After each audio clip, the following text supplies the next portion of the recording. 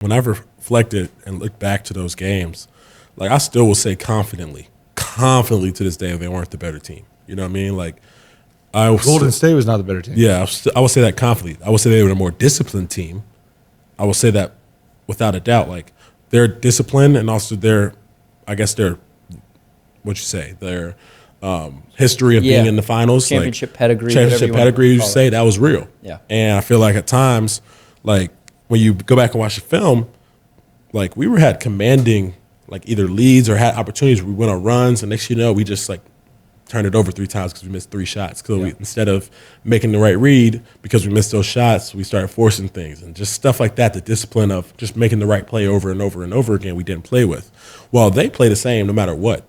They're going to get the same shots. They're going to create the same looks. They know who the priorities are, and they're going to play with pace. And they had a great, like spacing. Like even us, we weren't disciplined enough spacing the floor. Like that stuff. Less so the fact that they were more like a talent thing. Because Steph is phenomenal. Steph is the best point guard ever, honestly, just by playing against this man. Like, he is unreal. I've never played anybody like him. But, like, when I look down the line or even just comparing the teams or even just, like, what we felt on the court, you should have heard how badly they celebrated after Game 4. They were, like, screaming because they knew they weren't supposed to win that game. Right. And, like, stuff like that where it's like we just were confidence-wise. Like we knew, I think the overconfidence side of things kind of got to us, like discipline, not understanding that, like we may be the better team. That same thing happened, I guess I would say, in that rookie bubble. Like I remember we didn't take y'all as serious as we should have that year because we were so, quote, loaded as talent-wise with Gordon, Kemba, Smart, JB, JT. Like that was a weird series, too, because you guys were like, you had double-digit leads in the second half of games 1 and 2, and then and then you were down 2-0. That's what I'm saying. Like same way like we just weren't a disciplined team this season. I think that's the number one thing for us is just coming back with a better mental discipline and approaching the game next year. Because even like I look back to the Miami Heat series, like went to game 7 games in that series. The first 2 games of that series, you guys won 2 quarters. Or sorry, the 2 games you won 2 quarters out of 8 or 12, whatever it was. Yeah. Same way, like we had just had that, and then Milwaukee Bucks series. Like we knew exactly what was going to take to win, except we prolonged it because next thing you know, we're at Game 4, Game 5. We could easily end the series, and next thing you know, we go to Game 7.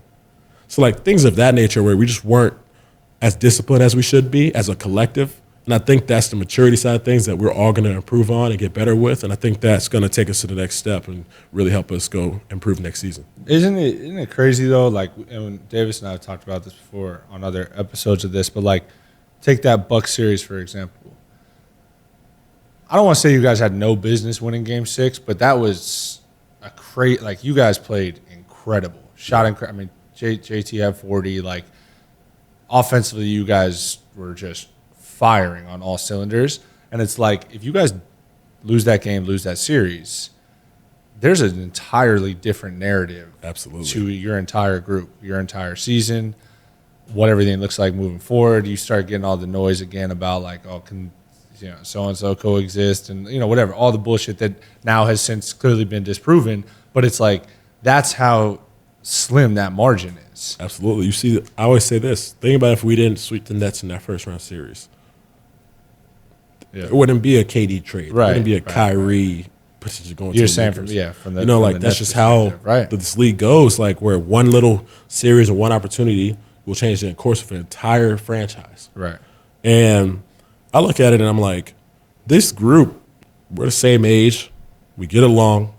We understand what it takes to win. Like I look back when they used to say JB and JT couldn't win together. They went to Eastern Conference Finals twice. Yeah. They've been there. They're what? 4 out of their 5 NBA seasons, something like that. Like that's unheard of for guys that are 19, 20, 21, 22, 23 years old. Yeah. Like, and I always say like 3 out of 5.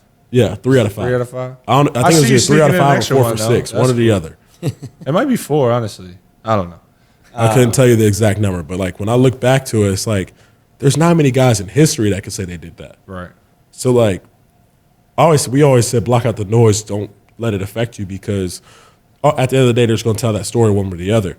So you create your own narrative, and I think that's kind of how what JB was talking about is the energy's about to shift. Like the same way y'all were keeping that same energy, saying that we shouldn't be playing together, they should split us up.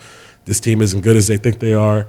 Then it was like, oh, this is one of the best teams that we've seen. They have the best defense. They have the best this, that, or whatever. Like, it's just a matter of how the season goes and how they talk about you. So you can't really pay attention no way.